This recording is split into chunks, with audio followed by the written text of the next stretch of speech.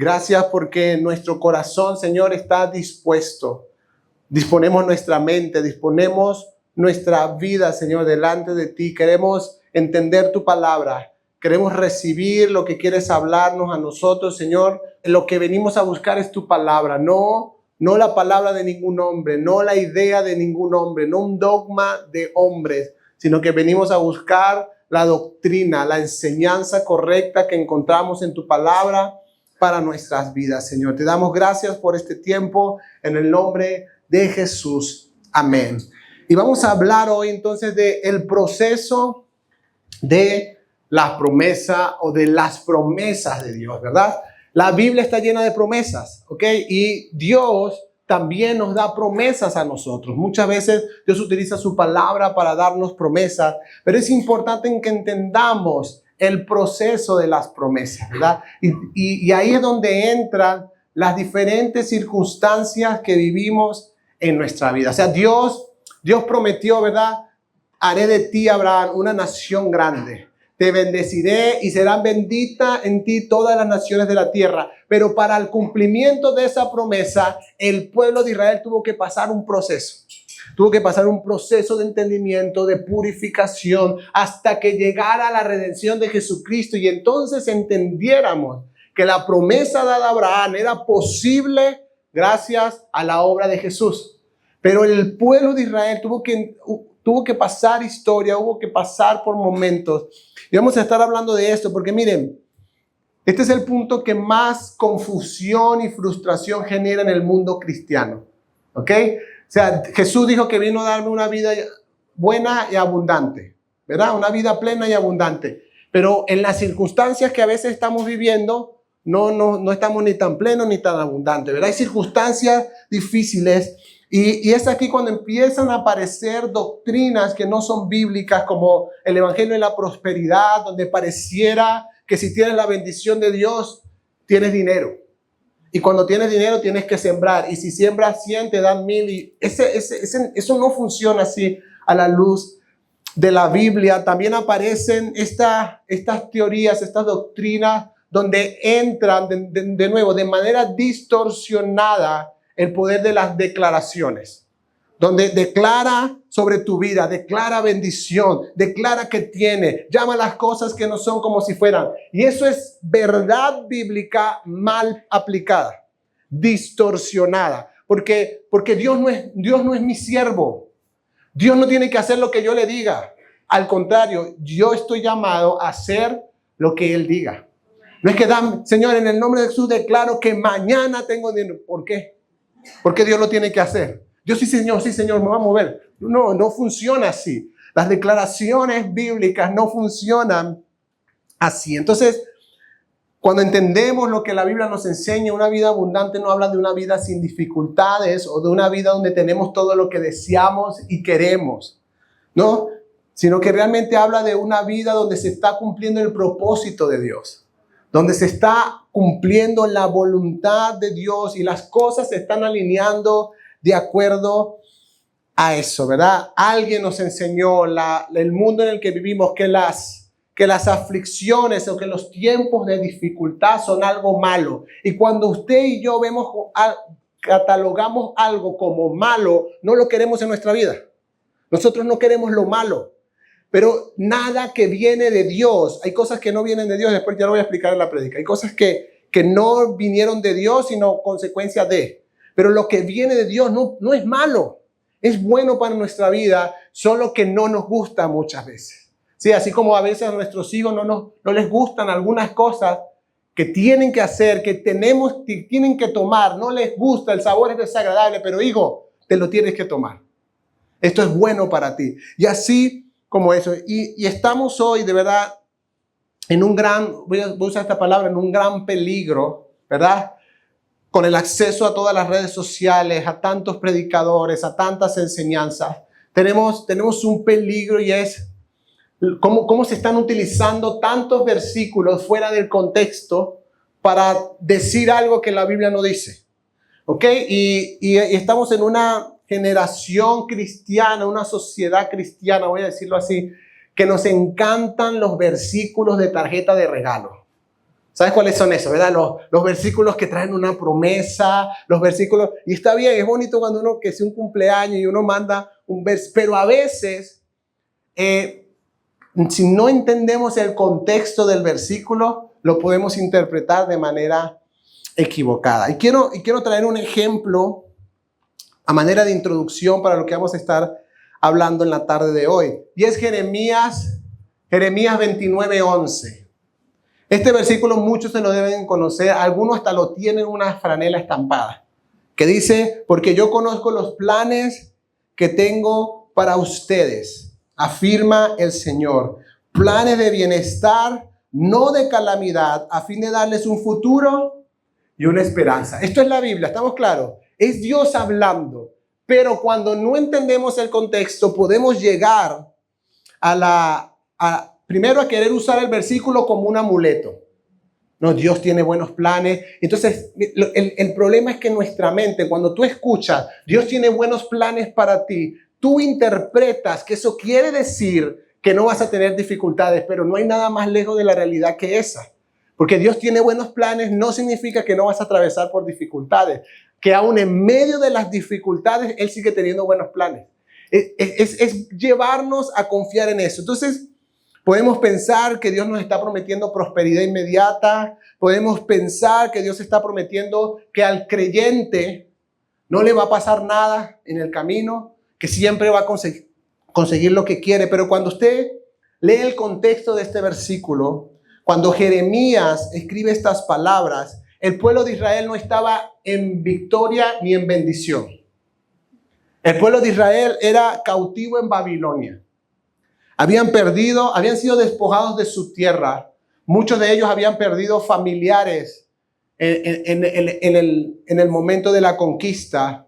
Habían perdido el templo, había sido destruido el templo de su Dios había sido destruido y también habían perdido su libertad. Y la Biblia nos relata falsos profetas. Hay uno que aparece en Jeremías 28, un capítulo anterior, llamado Ananías, que estaba hablando conforme a lo que el pueblo quería escuchar y todos estaban felices porque Ananías viene y dice, miren, tranquilos, Dios ya tiene todo listo, en 2 años salimos de esto. No se preocupen, confíen en Dios. Y Jeremías, Dios interviene por medio de Jeremías. Y en el capítulo 29, versículos antes de esto, Dios dice a través de Jeremías, miren, les tengo una noticia, no se van a ir pronto. Lo que Ananías está diciendo que en 2 años, olvídense de eso. Es más, Dios les dice esto, consigan casas, planten huertos, cásense, porque van a estar allí 70 años. A la mayoría de la gente le gustaba más lo que decía Ananías. Pero lo que decía Jeremías era lo que venía de parte de Dios. Porque de nuevo, ni a usted, ni a mí, ni a nadie nos gusta que nos digan que los momentos de dolor y de dificultad se van a extender más tiempo. Al contrario, estamos esperando que nos digan cuándo se acaba esto. Y Dios le dice al pueblo 70 años más. Es más, casi que acostúmbrense, cásense, no tengan las maletas preparadas, listas. Ustedes no van a salir de eso todavía. Les quedan 70 años. Eso está en el versículo 5 al 10, ¿ok?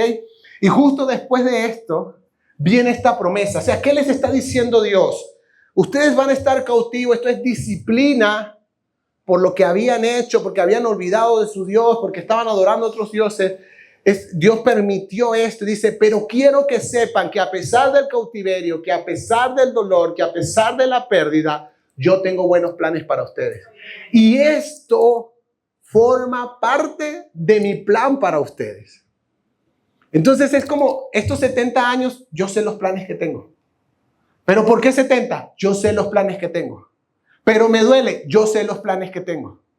Era como tratando de, y miren, y este ciclo termina allí, 70 años después, ni un día más ni un día menos. Al cumplirse los 70 años, hombres como Daniel entendieron por las escrituras que el tiempo había terminado y se humillaron delante de Dios. Eso lo vas a encontrar en Daniel 9 y empieza a hacer una oración. Dice, llegó el momento, ya se cumplieron los años que tú habías dicho, así que es el momento. Y entonces Dios mueve el corazón de Ciro, rey de Persia, hace un edicto real, le permite a los de Israel volver a Jerusalén, reconstruir el templo. O sea, Dios hizo eso. Miren, y siempre que leo esto, llego a la misma conclusión. Dios no los libró del proceso. Dios los libró en el proceso. Que son dos cosas diferentes. Porque estamos esperando, y por eso nos frustramos como creyentes, que Dios nos evite el dolor, que Dios nos evite las pruebas, que Dios nos evite los procesos. Y lo que no hemos entendido, y vamos a tratar de entenderlo hoy, es que precisamente los procesos y las pruebas son las que Dios utiliza para liberarnos, para librarnos de las cosas que nos tienen atados, para traer su voluntad y su propósito a nuestras vidas y podamos alinearnos a lo que Él quiere hacer por medio de nosotros. Ya en el Nuevo Testamento Jesús le dice lo mismo a sus discípulos. Es parecido a Jeremías, solo que aquí está hablando Jesús y dice: yo les he dicho estas cosas para que en mí hallen paz. Solo que el paz para usted y para mí es cero dificultad. Pero Jesús dice: en este mundo afrontarán aflicciones, pero anímense. Yo he vencido al mundo. Es decir, yo sé los planes que tengo, yo estoy con ustedes y van a ver al final lo que realmente estoy haciendo. Y en eso el creyente tiene que empezar a creer. Porque mira, te voy a decir lo que dice la Biblia. ¿Ok? Te estoy diciendo lo que la Biblia dice, pero voy a seguir diciéndote algunas cosas. ¿Ok? Esta idea, voy a decirlo con cuidado, esta idea de que las cosas van a mejorar no es bíblica. Y no estoy diciendo que las cosas van a ir peor para ti. Estoy hablando, Dios tiene un camino de bendición para ti. ¿Ok? Pero en el mundo la maldad va a aumentar. O sea, no esperes mañana ver que la gente es más amable, ver que hay menos maldad, ver que hay menos inseguridad, ver que hay menos injusticia, menos corrupción. No, la verdad de la Biblia es que en el mundo entero esto va a aumentar y tiene que pasar para que Cristo regrese. Es parte de lo que Dios ha dicho que tiene que pasar. Y a veces el creyente está esperando, pero yo veo cada vez más maldad y cada vez más injusticia. Sí, eso es lo que tienes que ver. Eso es lo que va a estar sucediendo. Y de nuevo, parecen malas noticias, pero no lo son. Quiere decir que la venida de nuestro Señor está cada día más cerca, que va a venir por segunda vez, que cada vez está más cerca, pero que mientras esperamos, las cosas afuera se van a ir complicando. Por eso Pablo decía: no ponemos nuestros ojos en las cosas que se ven, sino en lo que no se ve, porque si nos enfocamos en lo que se ve, que es pasajero, nos vamos a hundir. Y esto es lo que pasa con las circunstancias. Entonces, Dios siempre cumple sus promesas, pero también hace que pasemos por procesos para que veamos el cumplimiento de esas promesas. Te voy a decir por qué tú y yo estamos llenos de orgullo, de soberbia, de tantas cosas que tienen que ser quebrantadas, y Dios utiliza muchas veces los procesos. No es que Dios no le guste vernos sufrir, sino que Él entiende que hay cosas que no se van a quebrantar en nuestra vida hasta que atravesamos por algunas cosas. Y quiero que miren lo que dice Santiago. Todavía estoy en la introducción, no se preocupe que nos vamos antes de las 3. Santiago capítulo 1, verso 2 al 5. Amados hermanos, cuando tengan que enfrentar cualquier tipo de problemas, ¿cualquier qué? Tipo de problemas. Se está hablando con creyentes, con seres humanos que creen en Jesucristo y que atraviesan problemas como usted y como yo. Y Santiago dice esto: cuando tengan que enfrentar cualquier tipo de problemas, considérenlo como un tiempo para alegrarse mucho. Esto no tiene ninguna lógica. Miren, literalmente en el original, Santiago está diciendo, en el original, la traducción literal sería: salten de alegría cada vez que tengan que enfrentar un problema. Es absurdo, ninguno de nosotros, pero ¿por qué no lo hacemos? Porque no entendemos el propósito que hay detrás. Y Santiago explica: porque ustedes saben que siempre que se pone a prueba la fe, la constancia tiene una oportunidad para desarrollarse. Así que dejen que crezca, pues una vez que su constancia se haya desarrollado plenamente, serán perfectos y completos y no les faltará nada. Si necesitan sabiduría, pídansela a nuestro generoso Dios y se la dará. No lo reprenderá por pedirla. Entonces Santiago dice, hey, los problemas no son malos, son buenos, desarrollan constancia, desarrollan resistencia. Dejen que eso crezca en ustedes. Dejen de buscar evitar el dolor. No, lo que tengan que enfrentar. No estoy diciendo que nos metamos en todos los problemas que podamos, ¿no? No estoy diciendo eso, por si acaso. Pero hay cosas que no podemos evitar. Hay cosas que tenemos que enfrentar. Y miren, la mayoría de las cosas que la gente está sufriendo hoy a nivel emocional es porque quiere evitar circunstancias que no puede. Es porque quiere evitar cosas que no están en su control. Tiene que atravesar ese proceso.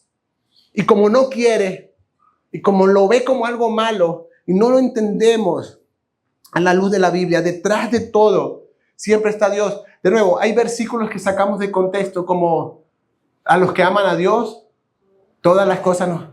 Eso es verdad, pero también el versículo siguiente dice, esto es a los que conforme a su propósito son llamados. Es decir, cuando tú entiendes el llamado de Dios, cuando tú entiendes el propósito de Dios, claro que va a ayudar para bien todo lo que muchas veces estamos pasando, todas las cosas, e incluso, familia, incluso cuando lo que estamos pasando es por nuestra mala administración, es por nuestra falta de sabiduría, es por los errores que cometimos. Porque algunos pasan por problemas financieros no porque Dios sea malo, sino porque somos malos administradores. Entonces, pero aún eso, Dios lo va a utilizar para mi bien. Aún en eso Dios me va a enseñar, me va a llevar a un punto en el que digo, ¿sabes? Tengo que aprender a administrar mejor. Porque cuando tenía, me lo gasté todo. Y ahora estoy pasando por momentos difíciles. Pero no es que Dios te metió ahí. Muchas de las cosas nos metimos nosotros solitos. Pero la mano de Dios, la gracia de Dios, aún en eso nos alcanza. Pero de nuevo, miren, punto número 1. Ahora sí vamos a empezar con el tema. Necesitamos aprender. Escucha, voy a usar esta palabra, aprender. No es algo que nos salga de manera natural. A tener fe en la tribulación. Tener fe cuando todo está bien es fácil. Pero quiero tener cuidado, es fácil, pero si fuera tan fácil, los de afuera también creerían en sus mejores momentos y no necesariamente es así. Hay gente afuera que le está yendo bien, igual no cree en Jesucristo. ¿Ok? Entonces, pero cuando somos creyentes, mantenernos en la fe es fácil cuando, oye, hay un buen trabajo, tenemos, pagamos, hay salud, hay bienestar. Es como, sí, yo creo en Dios, Dios está conmigo, es fácil, Dios es bueno, Dios es fiel, pero en los momentos de tribulación no es tan fácil. Mire, te voy a leer un versículo que es muy probable. Si lees la Biblia, ya lo leíste, pero muy probable que no le prestaste atención o no lo has leído. ¿Ok? Pero la primera vez que lo leí, yo dije, esto es lo más absurdo que he leído en la Biblia. Es lo más ilógico que no lograba entender en ese momento. Miren, está en Hechos 14, versículo 22. Pablo está haciendo algo y dice esto, exhortándolos a que perseveraran en la fe y diciendo, miren lo que Pablo dijo, es necesario que a través de muchas tribulaciones entremos en el reino de Dios. ¿What? ¿Cómo? ¿Qué está diciendo Pablo? Ahora, uno lo lee y uno dice, bueno, Pablo está como, quién sabe qué desayunó ese día, ¿verdad? Yo les voy a contar lo que desayunó ese día. Pablo, este episodio ocurre al final de su primer viaje misionero. Pablo y Bernabé, y están en una ciudad llamada Listra. Eso lo van a encontrar versículos antes, lo pueden luego revisar. Estoy en Hechos 14. Están en una ciudad llamada Listra y una multitud enfurecida porque Pablo estaba predicando el evangelio, apedrea a Pablo. al punto de que lo sacan fuera de la ciudad y lo tiran porque lo dieron por muerto. Imagínense cómo quedó. Esto pasó antes de esto, ¿ok? Pablo literalmente había sido apedreado.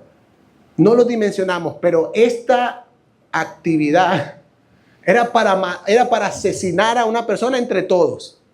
Era para que ninguno fuera un solo culpable de homicidio, sino que entre todos. Era parte de la cultura, era lo que hacían. Capítulos antes habían apedreado a Esteban. Y todos los que apedreaban morían. Pero Pablo no murió, lo dieron por muerto. Lo vieron listo, se lo llevaron. Y lo asombroso no es solo que Pablo sobrevivió. Estoy en el mismo capítulo. Sino que en lugar de huir a un lugar seguro, dijo, casi me matan, mejor me voy. Él regresa. Y regresa para esto. Regresa donde lo apedrearon. Y dice, regresa fortaleciendo los ánimos de los discípulos, animándoles a que perseveren en la fe y diciéndoles, tranquilo, que las aflicciones forman parte del proceso. No lo está diciendo alguien desde un púlpito, no lo está diciendo alguien desde un escritorio, lo está diciendo alguien que todavía tiene la ropa rota y sangre, heridas sangrantes. No sabemos cómo estaba, pero, o sea, de nuevo, piedras. Y así como estaba, le dice a los discípulos, anímense, perseveren en la fe, no permitan que esto los intimide. Es tremendo porque, de nuevo, Pablo lo está diciendo desde su propio cuerpo herido. Y él volvió con este propósito. Primero quería fortalecer los ánimos de los discípulos. Porque seguramente los que seguían ahí a las enseñanzas de Pablo y creían en Jesús, ven que Pablo lo apedrean, los sacan. El corazón de Pablo era, yo no me puedo ir a otro lugar y dejarlos a ellos con la sensación de que perdimos. No perdimos. Me apedrearon, sí, pero esto no es pérdida. Y fue a fortalecer a los discípulos. Regresó a fortalecer el ánimo de los discípulos. Regresó para trabajar en los fundamentos de estos nuevos creyentes. Porque recuerden, está predicando el evangelio. No eran creyentes de muchos años, eran creyentes muy nuevos. Y Pablo sabía, esto los va a apartar completamente. Pero yo voy a volver. Buscando que lo apedrearan de nuevo. Y que esta vez sí lograran el objetivo. Entonces, además dice la Biblia que los animaba y los exhortaba a que perseveraran en la fe. En lo que habían creído. Que tenían que permanecer. Miren, y esta es de las palabras que más vamos a encontrar en la Biblia. Necesitamos aprender a permanecer. Perseverar. Es mantenernos creyendo, ¿verdad? Y de nuevo, Pablo se asegura y no les está pidiendo que perseveren en sus propias fuerzas, que perseveren en sus propios recursos. No, Pablo le está diciendo, mira, esto solo es posible con la fe, pero él está mostrándose como un gran ejemplo. Pero quiero ir a la última parte del versículo, cuando dice, es necesario que a través de muchas tribulaciones entremos en el reino de Dios. Una declaración muy radical. Una declaración, según lo que dice el versículo, para traer ánimo a los discípulos. Les está diciendo, hey, las tribulaciones son necesarias. Miren, porque esta es la palabra que él utiliza. Es necesario. No les está diciendo, es probable, puede ser. Quizás, no dice, es necesario.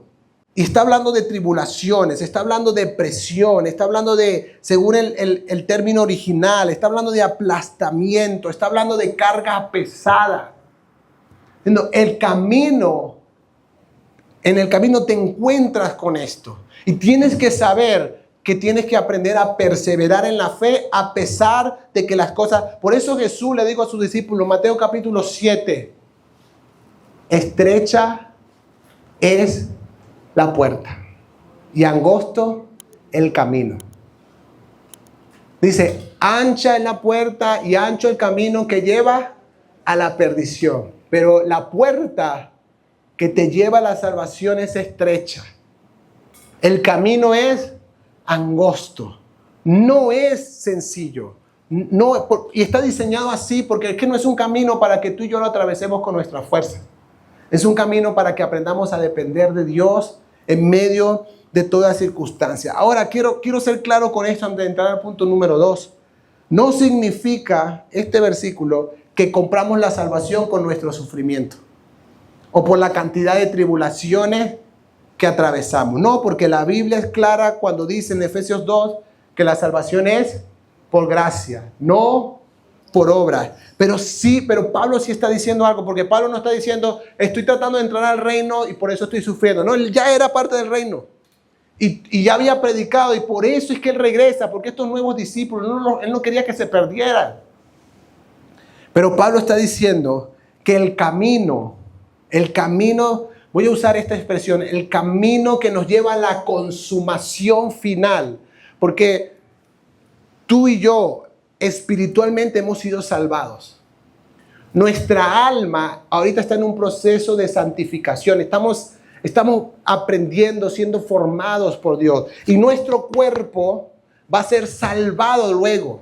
Porque desde el momento en que creíste sigues envejeciendo, te sigues enfermando, se sigue deteriorando tu cuerpo, aunque lo quieras ocultar con maquillaje.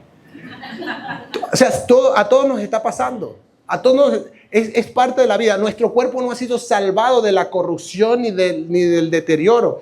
Pero en la Biblia hay promesas que cuando llegue a la consumación, vamos a recibir cuerpos gloriosos, glorificados. Esto ya nuestro cuerpo no va a tener este efecto que ha tenido la muerte por causa del pecado. Y entonces Pablo está diciendo, hey, cuando estamos caminando en el reino, vamos a atravesar campo enemigo.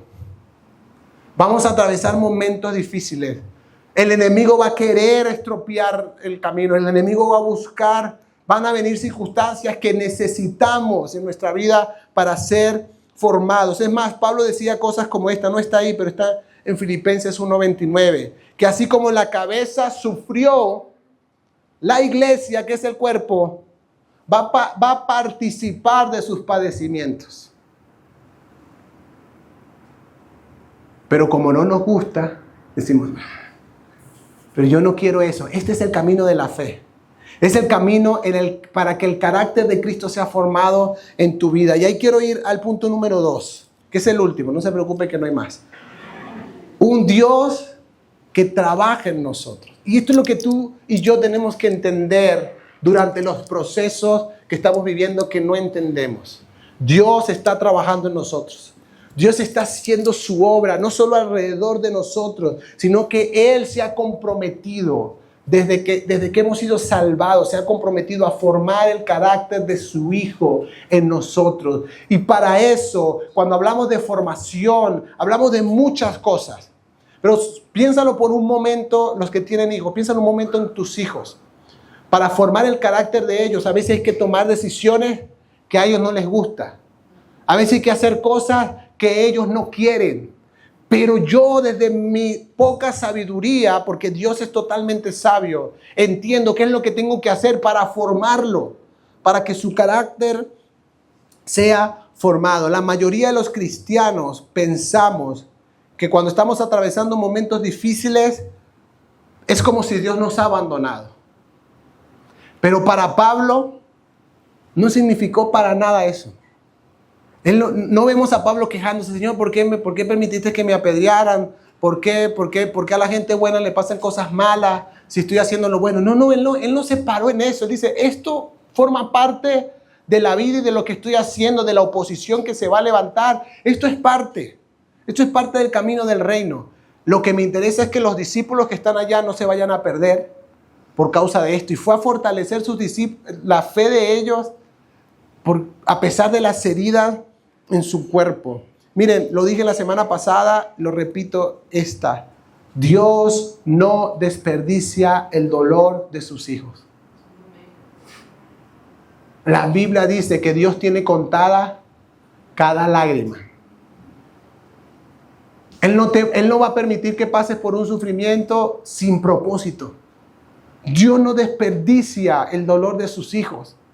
Dios está al control, Dios está al tanto, Dios está trabajando. Punto A de este punto. Dios siempre, Él está haciendo esto constantemente, está formando nuestro carácter. Dios está haciendo esto todo el tiempo. Es parte de su promesa, es parte del proceso de santificación por medio de su Espíritu. Solo que miren, algunos de nosotros somos duros de cerviz como el pueblo de Israel. Somos como mulas, tercos, que ya Dios nos dice las cosas una y dos y tres, quiero esto para ti, y tú y yo primero también, soy terco. Y digo, sí, pero ahorita no. Entonces tiene que venir el momento del quebrantamiento. Porque Dios dice, esto es lo que necesito que sea formado en ti. Y a veces nosotros le damos larga a las cosas. Miren lo que dice Romanos capítulo 5, versos 3 o 4. Mire, Pablo era igual de loco que Santiago. Porque ya vimos que Santiago dice, alégrense cada vez que tengan que enfrentar problemas. Y Pablo dice, también nos alegramos al enfrentar pruebas y dificultades. Porque sabemos, de nuevo, esta es la clave. Yo sé que es doloroso, yo sé que es triste, a todos nos pasan situaciones que si pudiéramos elegir, no las elegiríamos. Como no quiero esto. Pero tener la certeza de que Dios está haciendo algo, aún en medio de esto, cambia la perspectiva. Entonces Pablo dice, nos alegramos al enfrentar pruebas y dificultades porque sabemos que nos ayudan a desarrollar resistencia. Porque mire, las cosas no se desarrollan en un escritorio, leyendo libros y tomando notas. Las cosas se desarrollan en la práctica. Yo puedo verme todos los tutoriales de YouTube para nadar. Puedo leerme el mejor libro de natación que se haya escrito. Puedo tomar las mejores notas y usar la inteligencia artificial para hacer un mapa mental y ya sé cuáles son los pasos correctos para nadar. Pero hasta que yo no me tire al agua, todo va a estar aquí. Y digo, no, yo de natación sé, hasta te enseño. Pero una cosa es la teoría y otra muy diferente es cuando estoy en el agua y que siento que me estoy medio hundiendo, se me olvida. Se me olvida todo lo que estudié.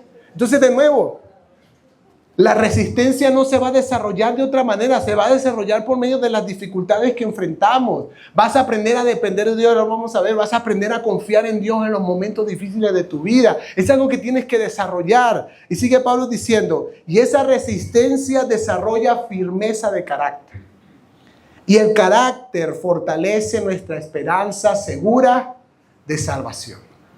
Entonces Pablo dice, mira, para mí es una alegría cada vez que tengo que enfrentar una dificultad, porque entonces veo, Dios sigue formando, Dios me está fortaleciendo, Dios me está edificando, Dios está usando esto para desarrollar cosas en mí y estoy feliz por la persecución, estoy feliz porque me apedrearon, estoy feliz cuando naufragué 2 veces, cuando me golpearon, me azotaron, me metieron en la cárcel. Son cosas que Dios está usando para desarrollar el carácter que tengo que tener.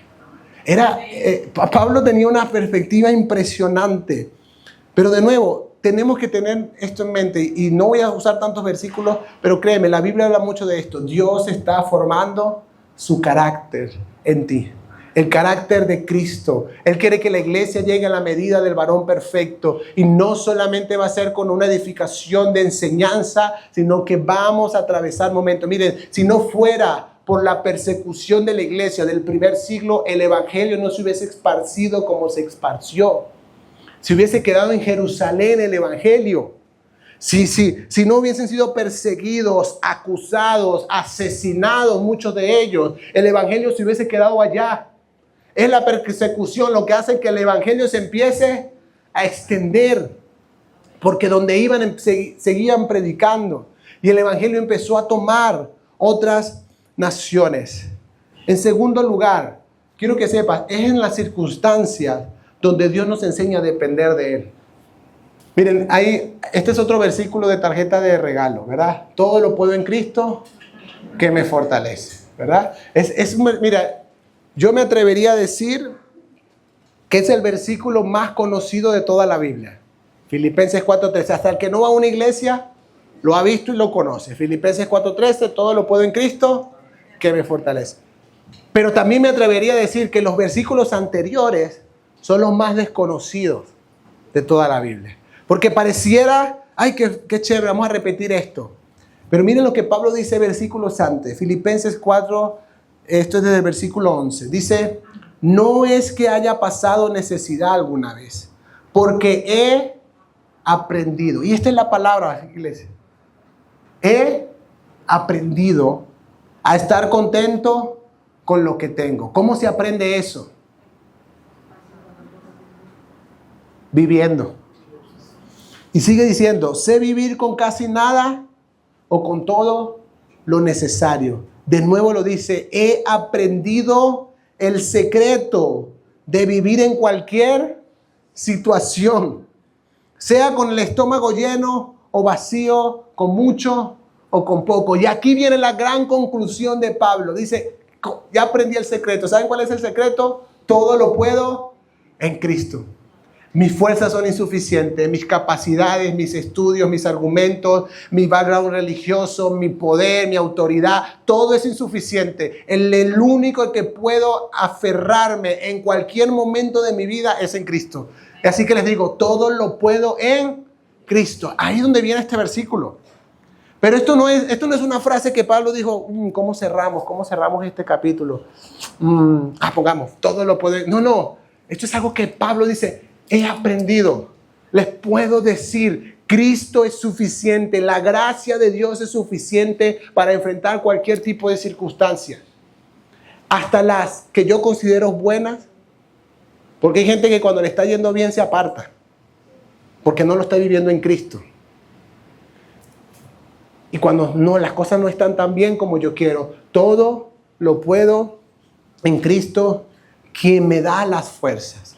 Pablo es muy claro, es en Él, es Él el que me fortalece, es Él el que permite que yo me pueda levantar en medio de las dificultades, en medio de todo lo que él había vivido, y sigue siendo una verdad para nosotros. La cuestión es que muchas veces nosotros queremos esa gloria, que cuando la gente me vea en el momento de aflicción y vea que salí, diga, mira, lo logró. Pero Pablo no quería que nadie hablara de él.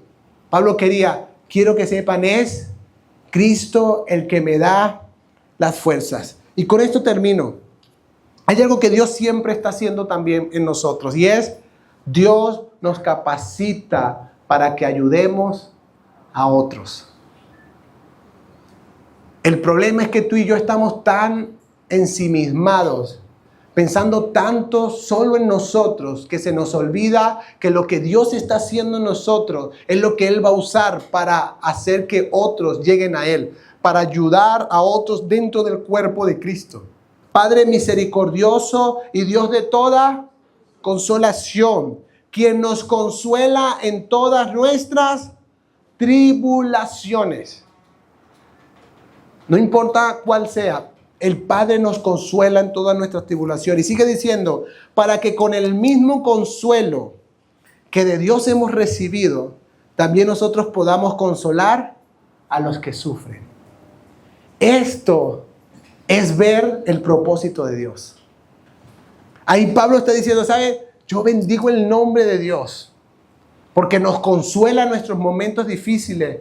Y eso hace que nosotros luego podamos dar ese consuelo que recibimos a los que están sufriendo también. Y sigue diciendo, pues así como participamos abundantemente en los sufrimientos de Cristo, así también por medio de Él tenemos abundante consuelo. Si sufrimos, es para que ustedes tengan consuelo y salvación. Y si somos consolados, es para que ustedes tengan el consuelo que los ayude a soportar con paciencia los mismos sufrimientos que nosotros padecemos.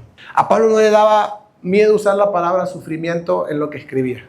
Decía, miren, Dios, en las circunstancias que estamos viviendo, Dios está formando el carácter. Dios nos está enseñando a depender de Él, pero sobre todo Dios nos está capacitando. Dios, no te estás dando cuenta, pero Dios te está dando herramientas con las que vas a poder ayudar a otros que van a pasar por circunstancias similares a las que tú estás pasando. Ese es el propósito de Dios. Y algunos no queremos eso, pero quiero que sepas, ese es el propósito de Dios. Dios no solo quiso salvarte a ti, quiere salvarte a ti y quiere salvar a muchos otros. Dios no solo quiere ayudarte a ti, quiere ayudarte a ti y luego usarte para que ayudes a otros. Miren, muy al contrario de la idea que hay en las iglesias o la idea que tienen algunos pastores, yo quiero decirle, los pastores no nos las sabemos todas. De hecho, hay muchas cosas en las que yo soy incapaz. No tengo la capacidad de ayudar a alguien porque no tengo ni idea de lo que ha estado viviendo. Por eso el pastor no es el solucionador de los problemas. Es el Espíritu Santo y es Cristo por medio de la iglesia. Entonces, si hay alguien que está pasando por un momento específico, quizás yo no tengo ni idea. Pero cuando hay alguien que ya pasó por ahí, mire, tiene muchas cosas. Primero, tiene autoridad.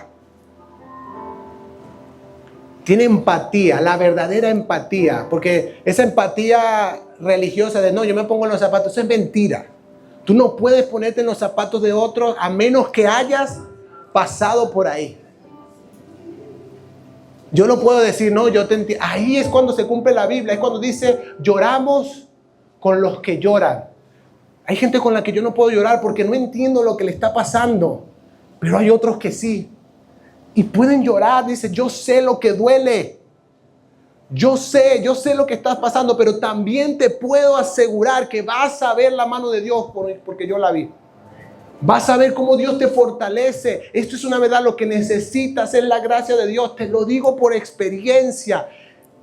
Y empiezas a darle la consolación con la que fuiste consolado en tus momentos difíciles. Literalmente estás siendo capacitado. Dios te está dando recursos, herramientas para que puedas ayudar a otros. Porque para eso es la iglesia. No estamos en un lugar para mostrarnos perfectos. No estamos en un lugar para decir, estoy sufriendo y necesito que alguien me ayude. Y hay gente que ya ha pasado por ahí. Hay gente que ya sabe lo que es perder un familiar. Y quizás algunos de ustedes lo está viviendo hoy. Dice, yo no sé si voy a salir de esto. Y otra persona que dice, créeme, Dios consuela. Yo lo viví y te puedo asegurar y voy a orar por ti. Puedes sentir verdadera empatía. Dice, puede estar y de verdad se va a comprometer a orar porque sabe lo que esa persona está sufriendo porque ya lo vivió, lo experimentó. Y así sucede y por eso cada uno de nosotros tiene circunstancias diferentes. Pero en la iglesia, en el cuerpo de Cristo, podemos encontrar el consuelo de Dios por medio de otros que han sido capacitados por Dios en sus momentos de dolor, en sus momentos de aflicción. Así que quiero cerrar con esto. Las dificultades no son malas. No nos gustan, pero quítale el título de malo, porque nadie quiere algo malo en su vida. Y hay cosas por las que tienes que pasar para que veas la gloria de Dios. Hay cosas por las que tienes que pasar para que se desarrolle en ti el carácter de Cristo. Miren, no lo vemos, no lo dimensionamos porque no tenemos la visión de Dios, pero las cosas que estás viviendo hoy te están fortaleciendo. Escúchame, porque las cosas que vienen más adelante te van a necesitar más fuerte. Y Dios lo sabe. Hay cosas que Dios está usando hoy para desarrollar fe, porque las cosas que vienen más adelante van a requerir más fe en tu corazón. Y Dios lo sabe. Dios está formándonos. Dios está capacitándonos. Esto es.